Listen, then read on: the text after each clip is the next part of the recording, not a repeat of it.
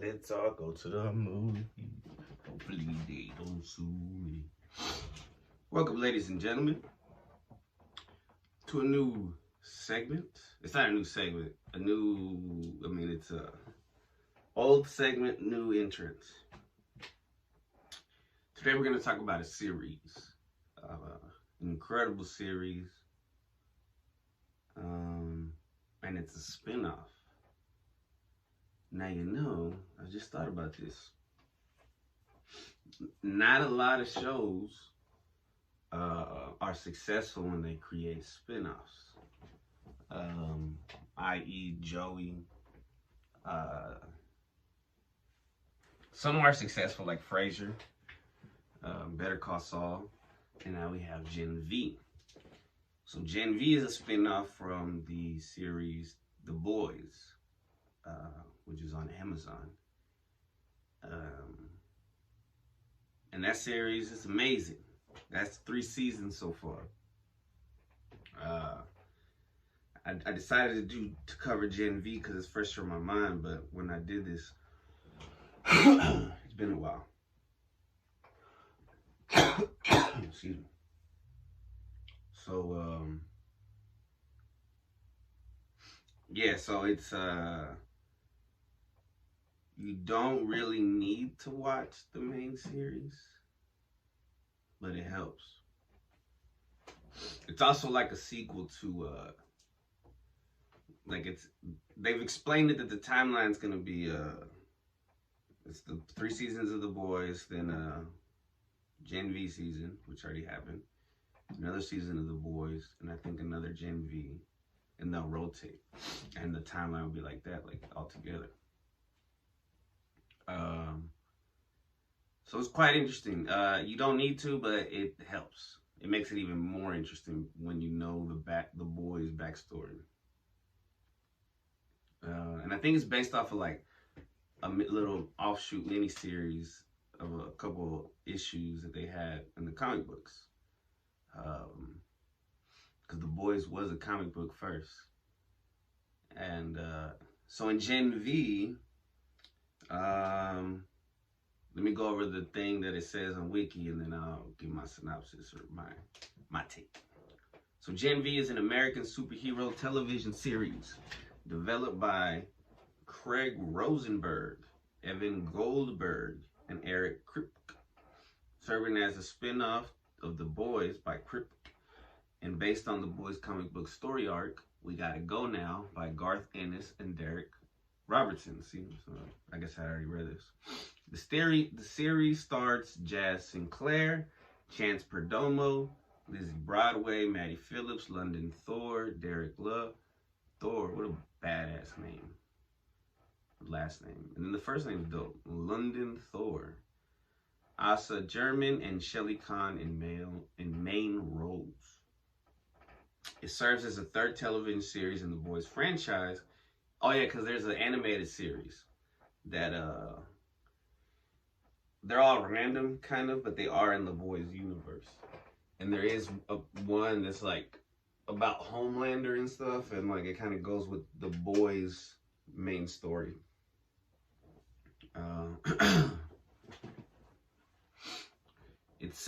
It's in its first season. It's set concurrently with the 4th season of The Boys. Oh, the series premiered on Amazon Prime Video. I don't know if that's true, but maybe that's how they're gonna come out the way I said it. But maybe that is true.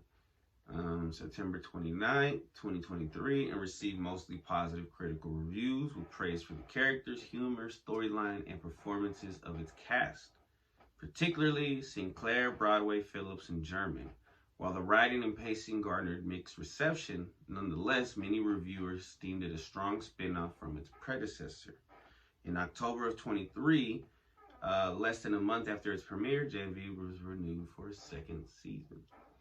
So yeah, as I said, it was humorous, it was exciting, it was surprising, it was shocking.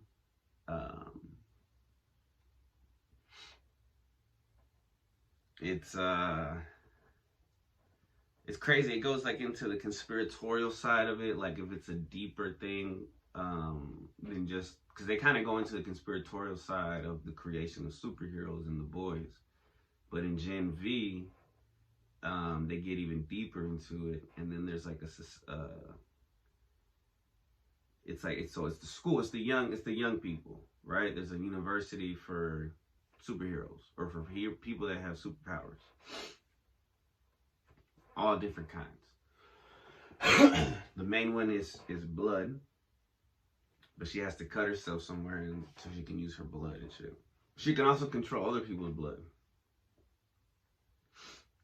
even if it's in their body. So she's fucking powerful, right? And then it's also tragic, sad. There's some romantic parts. There's like cool parts. There's, like I said, there's funny. I guess the pacing is like a little weird. It starts off like, but it doesn't mean it's bad. Like it starts off like running, right? And then a couple episodes in, it starts to walk. And then it starts jogging, and then it'll run again. So I think that there's like a couple slow episodes in the middle, or after the first couple episodes.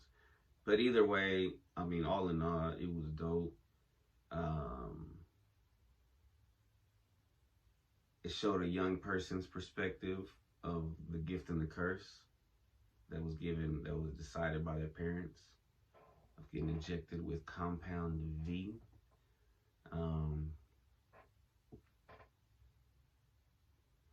So yeah, so some of them are traumatized, and then some of them are connected. Then they find out that their parents are involved in something, and you can see from the commercials that like they start disappearing and shit. It's kind of ironic how it aligns with some shit that, I mean, I guess it's conspiratorial that type of shit could happen in real life.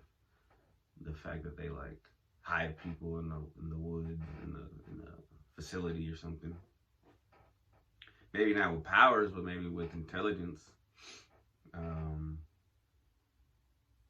So anyway, it's quite interesting. I liked it a lot. A couple of the characters show up from The Boys. There's a main character in the last episode. It's worth the wait. There's a few other characters that are pretty main characters that show up in the series. I think there's like two heroes show up, and then 2 other characters. But yeah, I mean, it's dope. I give it 2 thumbs up, 5 stars or whatever. Don't watch it with your kids. I mean, the first episode, she shrinks and squeezes this dude's dick. It's like a crazy version of Ant-Man. There's this girl who can shrink and grow, but in order to grow, she has to eat. In order to shrink, she has to make herself throw up. So it's hurting her. That's her power. And so she hooks up with this guy, and his kink is like, yo, can you shrink yourself and make my dick look huge, basically? And so she does it, but she's not surprised, so she does it with no enthusiasm. She's like, is this cool? And he's like, oh yeah. But it's funny. I'm sorry, hopefully I didn't ruin it. Later on in the series, she uses it for other purposes. But it's interesting the perspective of how she does it and like her mom and shit. But it's a metaphor for bulimia, because some people feel like a superpower is looking good, and the only way they can do it is by throwing up. There's also a character who can, the superpower is turning from a boy. They can turn into a girl, or they can turn into a boy. And the parents just wanted to be a boy because when they were born, it was boy. They were a boy. And obviously I haven't been practicing my pronouns. So that's a cool little symbolism to the, that kind of that's going on, in American homes. And she uses that superpower pretty cool. They use it pretty dope. And then there's like this dude who's like the Human Torch, I think. So that he's like pretty powerful. So there continues to be references to other comic books, like parodies to other comic book heroes. Um, some very inventive ones. Like there's a dude who's like a perv, and like if he touches you, he makes you like real sleepy and kind of can control your mind a little bit. And so he takes advantage of some girls in college, but he gets his karma gets him incredibly. Yeah, I say watch it. I recommend watching The Boys. Is like a slower start. It's more talking and stuff, and there is action, and it's a great series. But there's a lot of like dialogue before the action. Gen V is like action from the first go. So it's younger in that sense. There's like just action all the time. So that's pretty tight, you know. It kind of goes into anxiety and depression and stuff. So it covers. It's an incredible show. I recommend it. Check it out.